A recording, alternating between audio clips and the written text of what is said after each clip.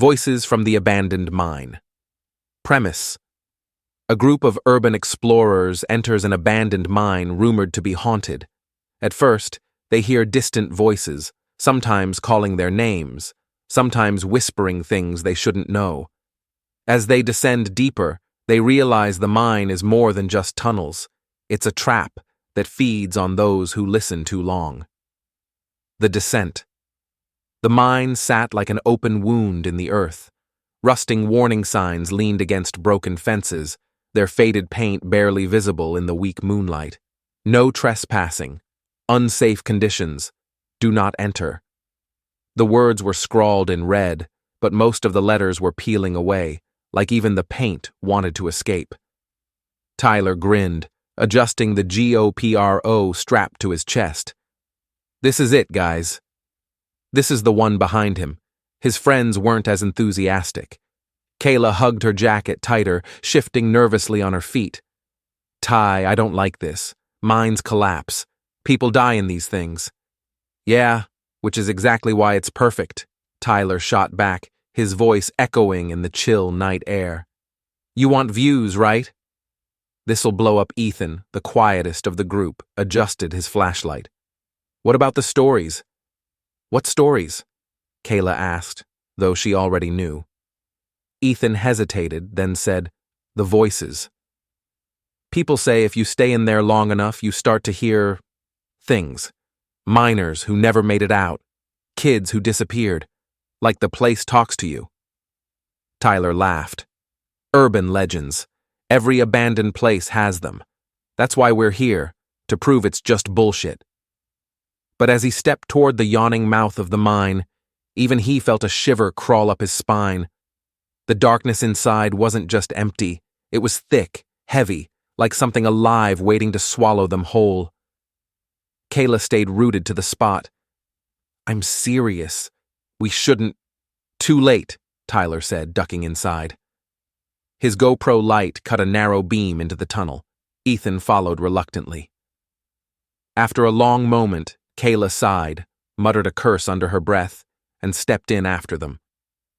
The air changed immediately, cold, damp, metallic, carrying the faint stink of rust and rot. The walls glistened with moisture, jagged rocks closing in on either side. Kayla's breath fogged in the air. It feels like a tomb. Ethan swept his flashlight across the walls.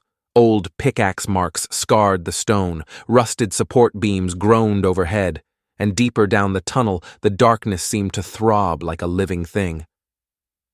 Don't be so dramatic, Tyler said. It's just a hole in the ground. But even as he spoke, his voice sounded smaller, swallowed by the mine before it could echo back. The deeper they went, the quieter it became, until all they could hear was the crunch of their footsteps, the drip of unseen water, and the steady thrum of their own hearts.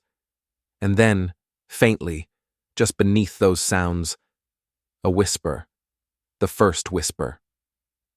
The whisper came so faintly that Kayla thought it was her imagination.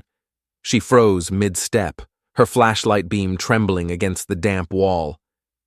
Did you guys hear that? She whispered. Tyler turned, his GoPro light blinding her for a second. Hear what? Ethan stopped too, his expression uneasy. I heard it. Like someone talking? Kayla nodded, heart hammering. Exactly. Like a whisper. Tyler rolled his eyes. It's just the wind. Air currents echo down here. It always sounds like voices, but Kayla wasn't convinced. There was no breeze, no movement of air, just the oppressive weight of the mine pressing in on them. Shh, Ethan said suddenly, holding up a hand. They stood in silence, flashlights cutting shaky cones of light into the blackness. At first there was nothing, just the drip, drip, drip of water somewhere deeper in, and then, "Help me!" The voice was faint, strained, as though coming from far down the tunnel. Kayla's stomach dropped. Oh my God! Ethan's grip tightened on his flashlight. That wasn't wind.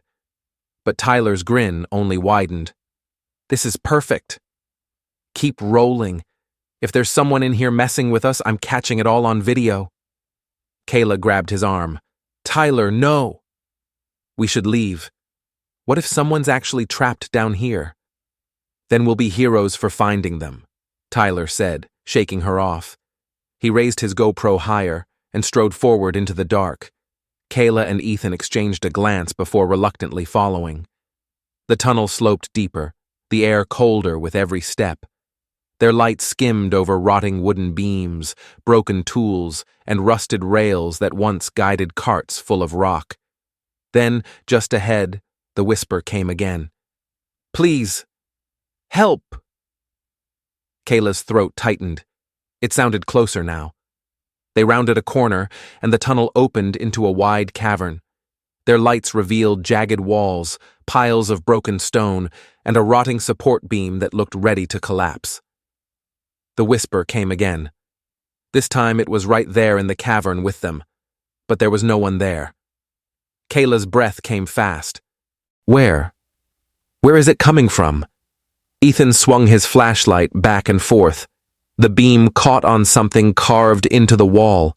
Names, hundreds of them, etched deep into the rock.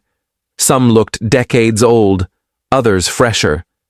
And as the whisper echoed again, Kayla swore she saw the letters shift, like the names themselves were breathing. Tyler raised his camera, voice shaky despite himself. Are you seeing this? Before anyone could answer, the whisper changed. It wasn't a plea anymore. It was laughter, low, broken, echoing off every wall until it felt like the mine itself was laughing at them. Kayla clutched Ethan's arm. We need to go. Now, but before they could move, rocks shifted near the back of the cavern. Something scraped against stone, slow, deliberate, like footsteps. Ethan swung his light toward the sound. Hello? He called, voice cracking. Is someone there? The beam caught movement, just for a second, a shadow too tall, too thin, retreating deeper into the mine. Kayla gasped. Oh my God, did you see that? Tyler's grin was gone. He swallowed hard, lowering his camera. Yeah, I saw it. The whisper came again, softer now, almost coaxing. Follow me. Echoes of the lost. The three of them stood frozen in the cavern, hearts pounding, as the whisper bled into silence. Kayla's grip on Ethan's arm was so tight, her nails dug into his sleeve. Tyler's GoPro light wavered as his hand trembled, though he tried to hide it. Probably just another explorer, Tyler muttered. His voice cracked in the middle, betraying him. People come in here all the time. They probably saw us and ran. Then why did it sound like it was inside my head? Kayla whispered. No one answered. The tunnel ahead yawned open, blacker than the rest of the mine, like a throat waiting to swallow them whole. The laughter had stopped, but now a new sound rose from the dark. Kayla. Her name. Soft, familiar. She staggered back, her flashlight beam jerking wildly. No. No, no, no. It was her mother's voice. She hadn't heard it in years, not since the accident. Kayla, the voice said again, gentle, coaxing. It's me. Come here. Tears welled in her eyes. This isn't real. Ethan turned, panic etched into his face. Do you hear it too? Kayla nodded, trembling. Tyler swallowed hard. I don't. Before he could say more, another voice joined in. This one aimed at Ethan. Ethan. His blood ran cold. The voice was his brother's, the brother who'd gone missing 3 years ago, never found. Ethan, it's me. I'm here. Don't leave me in the dark. Ethan's knees buckled. He pressed a hand to the damp wall to steady himself. That's not possible. The mine filled with voices now, dozens of them, overlapping, whispering, calling, begging, laughing. Some were familiar, some weren't, but each one carried a weight, a hook that dug deep into the listener's chest. Kayla shook her head violently, covering her ears. Stop it! Just stop it! But the voices only grew louder. And then Tyler heard one. Tyler, it said, low and broken. He froze. His stomach turned to ice. Because he knew that voice. It was his own.